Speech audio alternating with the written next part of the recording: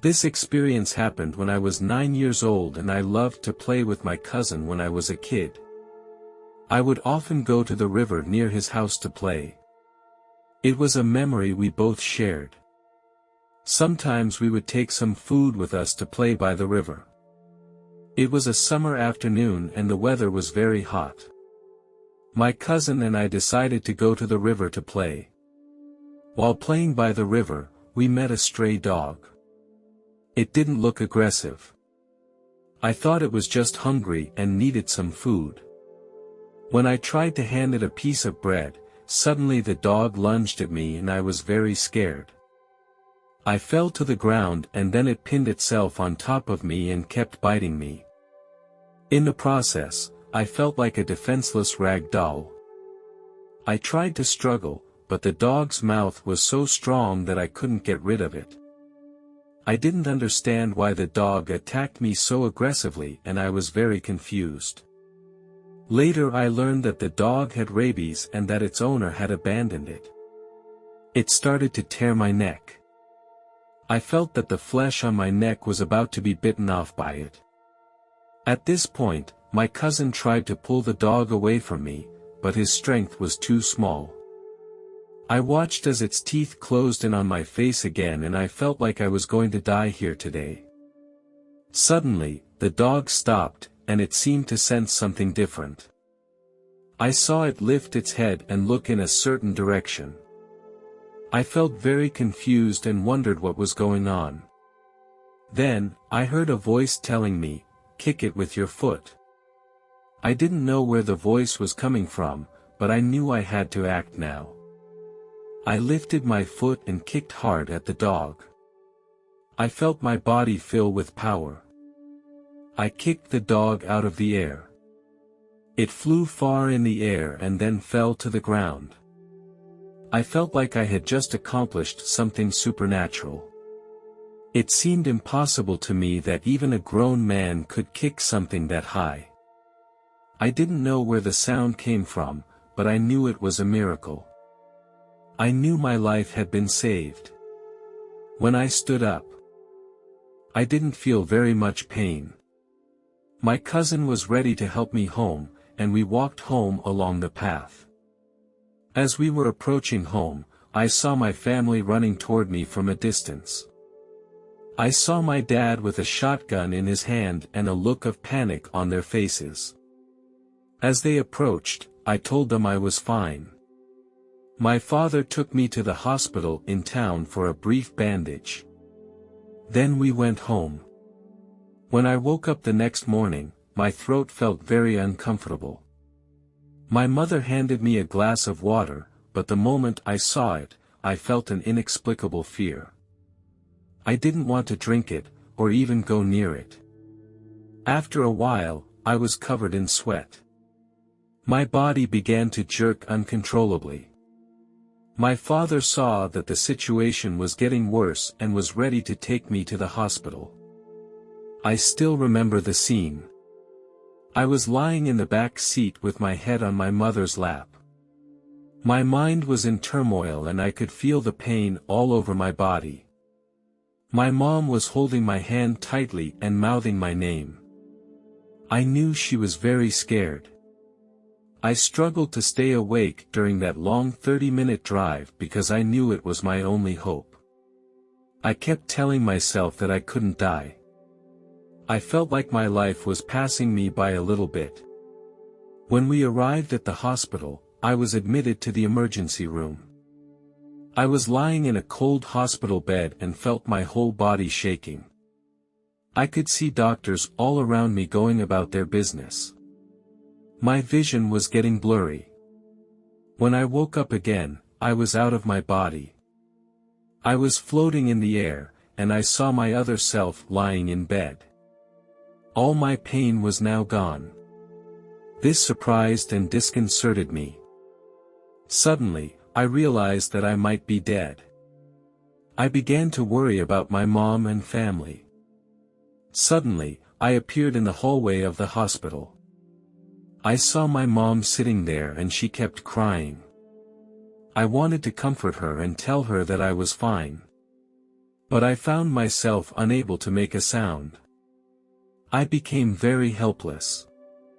I started swinging my arms in front of my mother, hoping she would notice me.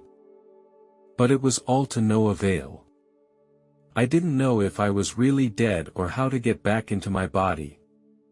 I was thinking, where am I now? Where am I going now? It was at this time that I appeared in a tunnel. The tunnel was very dark and I couldn't see anything. As I started to ascend, the tunnel became brighter and brighter. I felt like I was moving upward at a very fast speed, like a rocket launch. When I reached the top, I found myself floating in a sea of clouds. 3 golden gates appeared in front of me. The gates were studded with gems of various colors. The largest jewel was as big as a car. These gates were so large that it took me a long time to see where they ended. I marveled at their grandeur and magnificence and felt like I had entered a mysterious and wonderful place. I walked into the door closest to me. As I walked in, I was stunned by the sight before me. I had come into a huge space that looked like a giant zoo. All around me were many animals I had never seen before. I saw an elephant with huge ears that was eating a tree branch. There was also a monkey that was making faces at me. There were also some small animals whose names I didn't know, but they were cute and friendly. Suddenly, I felt that something was approaching me.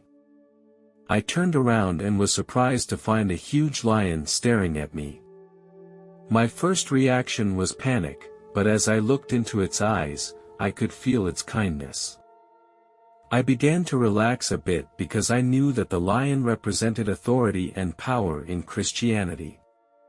The lion came toward me with a very powerful stride. The lion made a low voice and said, "Welcome to heaven, my friend." I was surprised to find that I could understand the lion's words. So I curiously asked the lion, "Why can I communicate with you?" The lion replied, "Because you are now in heaven, a place where there are no boundaries or limits. Here, all our lives are imbued with divine power, including our language." I couldn't resist asking again, "So all animals come to heaven?" The lion replied, "Yes, my friend. All lives will be saved and redeemed, and none will be forgotten. In this sacred place, every life is respected." Suddenly, I saw a sheepdog running in the distance. Although it was still some distance away from me, I recognized it immediately. It was a pet dog I had as a child, and it had a very distinctive gray spot on its ear. It has been with me since I was born. We played and grew up together. When I was 7 years old, he left me. I was crying for days. I even blamed my father for not taking it to the hospital. When I saw it in front of me, I felt like I was back in that good time. I held it in my arms like I used to, and it still smelled so familiar. I told it how much I missed it. Suddenly, it spoke. Although I knew this was heaven, I was still surprised. It told me that it was very grateful for my care and love, but that its mission had been accomplished and it had to leave me. I can't blame my father for this incident. I realized that every life has its own unique meaning. Not only humans, but all animals have their own mission. Suddenly, its body gradually became a blur, and finally disappeared into the air. Everything around me was slowly disappearing. Suddenly, a light appeared in front of my left. When that light appeared in front of my left, I felt a strong feeling of love.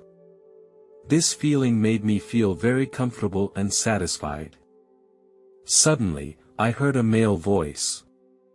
He told me, "Your time is up." I didn't understand what it meant, so I asked him, "Who are you? I don't understand what you are talking about." He replied, "It's time to go back. I don't want to go back, I want to stay in this place of love. He gave me a reason: my mom needed me. For the sake of my family, I knew I had to go back. When I opened my eyes, it was the next morning. I found myself lying in a hospital bed. I looked out the window and saw Jesus. He radiated a dazzling light around him. He had eyes full of love and wisdom, and he also had golden brown hair and a beard. His smile made me feel peaceful. And he seemed to affirm my choice. At that moment, my mom walked in. I turned my head to my mom and asked her if she saw Jesus in the window. She looked worried and told me she hadn't seen anything and that I might be hallucinating. I heard her words and felt a little lost in my heart. Could I really be hallucinating? But my experience was so real again. Many years have passed since this experience, but I can recall many details every time. Later, I became a volunteer for an animal protection organization. I deeply realized that animals need our help more than humans. They cannot protect themselves as we humans can. This organization mainly rescues some animals that have been abandoned by their owners. These animals' ability to survive in the wild has deteriorated and they need our help to continue to survive. In my work with this organization, I have seen many scenes of animals being abused and abandoned, and I have experienced many touching stories. One in particular made a deep impression on me. I remember when we found a stray dog in an isolated area. It was curled up in a corner with wounds from abuse. We approached it slowly, trying to convince it that we would not hurt it. However, it kept looking at us warily. I realized that the dog had probably been abandoned by its owner for a long time and was hostile to humans. We spent a lot of time and effort to make it gradually develop trust in us. We brought food and water to feed it. We took it to the hospital to receive treatment. With us by its side, it gradually adapted to its new environment. Slowly, the hostility in its eyes disappeared. Its tail began to wag and make happy noises. When the dog was fully recovered, we started to look for a suitable home for it. Eventually, a kind person took it in. It could finally live in peace and enjoy the warmth given by humans. Therefore, I would like to urge everyone not to hurt animals. We can choose to adopt pets and let them find a sense of belonging and security in our families. Let them get the right to live in this world as they deserve. When I was 23 years old, I joined my first job. In order to integrate into the team as soon as possible, would actively participate in the activities organized by the company, including some outdoor activities.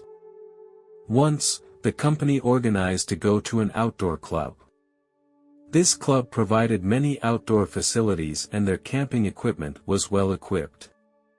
You can boating or fishing here. We can spend a weekend or an afternoon in the natural environment near the club. In this club, they also offer a rafting day trip. My colleagues were excited to sign up for this activity. Although I don't know how to swim, I didn't want to miss this opportunity, so I bought a ticket as well. We left very early in the morning and arrived at a wide river where I saw a lot of people playing in the water. I was a little nervous at first, but my colleagues told me not to worry. When we started rafting, I felt very excited and nervous. At first, the river was calm and we moved forward smoothly. I started to enjoy the sport slowly. It was June when we went. The water was much more turbulent than normal because the snow was melting in the mountains. I felt that paddling seemed easy and not as dangerous as I thought it would be. At noon, we were ready to have lunch on the shore. When we reached the shore, we found a perfect place for a picnic lunch. We enjoyed our meal while enjoying the scenery. We could hear the sound of the water flowing and the birds chirping around us, which made my mood very happy. Our guide reminded us that we would be entering a more challenging section next. After a short break, we reboarded the boat and started a more thrilling journey. Our guide led us into another river. This river was located between two canyons and had a much faster current, with some large rocks scattered throughout the river. The guide explained to us some tips and precautions. I was at the end of the line, and I was very nervous to face such a challenge. I couldn't control my kayak even though the guide had told us in detail how to deal with the unexpected situation. Soon, my kayak hit a boulder and I was thrown out of the cabin.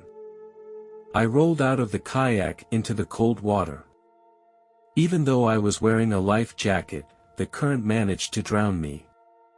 The shock of the cold water took my breath away and I began to lose my bearings. I could see the sky above the water, but I couldn't reach the surface. The current was dragging me down and I felt like I was going to die in this cold water. I tried to swim to the surface, but the current was too strong. I felt my breath getting shortness and my body gradually losing strength. I could feel my body gradually losing control, and my arms and legs began to become numb. Eventually, I stopped struggling. I closed my eyes, and my body gradually sank into the water. In that moment, I felt very desperate and helpless. When I realized that my life was about to end, I silently prayed to God. I hoped that God would help me so that I could return to shore alive. My eyes slowly turned black. Suddenly, my pain disappeared. I felt my body became very light. The surroundings began to turn white and I felt like I was walking through a tunnel. I realized that I was in a supernatural experience. I felt myself surrounded by a warmth that felt very pure and beautiful. From here, I could see the upper half of my body. When I looked down, I couldn't see my legs. A tail-like object was attached to the upper half of my body. The tail was emitting a warm, bright white light. I was very surprised by this strange sight. It could be a supernatural experience. I had crossed the border between life and death and entered an unknown realm. A room appeared in front of me, which seemed to be made of clouds. I slowly approached this room. I felt like I could walk right through it. As I entered the room, the clouds in the room wrapped around me and seemed to have a warmth surrounding me. There was no furniture or decoration in the room, only a soft light shining down from the ceiling. In this room, I felt surrounded by love. Suddenly, 3 figures appeared in front of me. They emitted an intense light. They looked like they were made of crystal. A ray of light shone on them, creating a beautiful rainbow. One of them was much taller than the other 2. This sense of oppression made me a little nervous. It was as if they sensed my emotions. Instantly, the 3 figures turned into a group of beautiful angels. They had huge wings and their bodies gave off a divine aura. One of the angels said to me, "You have come too early, it is not time for you to leave the earth. You need to go back and complete your mission and finish your work there." I didn't know what to say to him. Did they know me? Why do they want me to go back? I had so many questions I wanted to ask them. This angel seemed to read my mind. He put his hand on my shoulder and he said again, "You must go back, your mission is not yet finished, you still have a lot to learn." The angel told me that he would provide me with some help in order for me to better accomplish my mission. Then, the angel handed me a thick book. When I opened the book, I found that there were no words inside. Suddenly, I saw scenes of my past life in the book. It was like I was watching a silent movie. I saw many scenes, some of which made me feel proud and some of which made me feel remorseful. But there was one incident in particular that struck me. It was a normal day, and I was walking down the street when a man suddenly bumped into me. I was very angry inside. Since I had other things going on at the time, I left in a hurry. The angel showed me the truth of the matter. The man was a blind man. It was because he couldn't see the road that he bumped into me. I didn't realize my mistake at that time, so I kept complaining about the man. But now when I saw the scene, I realized what I did at that time was very wrong. I felt very guilty, but the angel told me that the fault was behind me. I should move on and make up for my mistake with my actions. I realized that there were things that I did not mean to do. But that could have caused harm to others. I also saw some people I didn't know, including a woman and two very cute children. I couldn't see their faces, but I could feel that this woman was very important to me. The angel told me, I had to live for that woman and children. I knew I had to go back.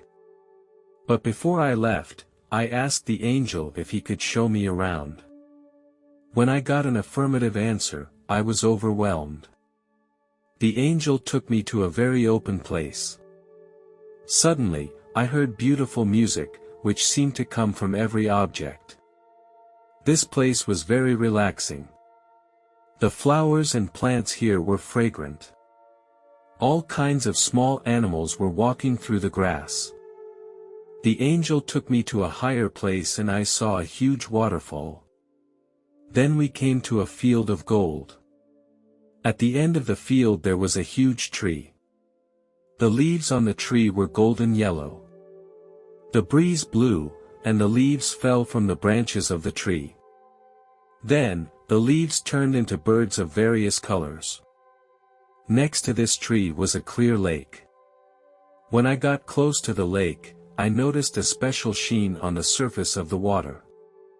It was as if the lake was dotted with countless diamonds. I bent down and reached out to touch the surface of the water and felt its soft and warm touch.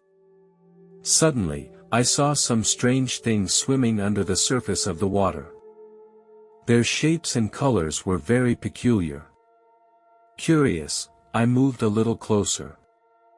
As I moved, the creatures moved with me, as if they were interacting with me. When I wanted to come a little closer, the angel stopped me and said to me, "You cannot cross this barrier. It's time for you to go back, you have a lot of work to do." My emotions started to get a little lost.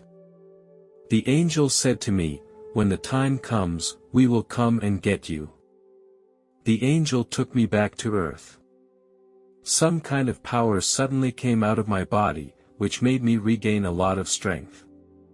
I swam as hard as I could toward the nearest shore. My hand grabbed a big rock.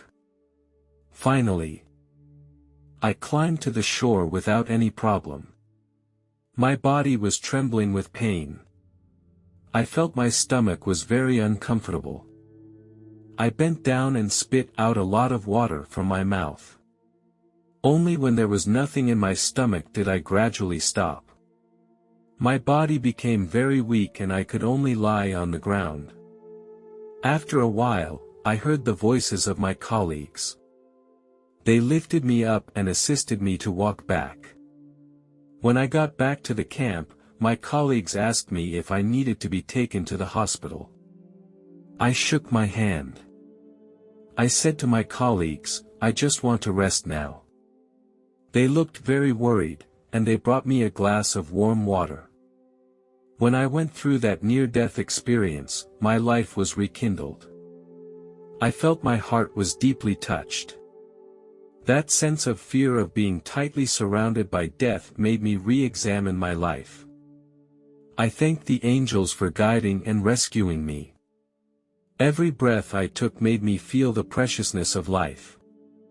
In the conversation with the angel, I understood a lot of the true meaning of life. He helped me to realize my shortcomings and mistakes. I experienced such deep feelings that made me understand the true meaning of life.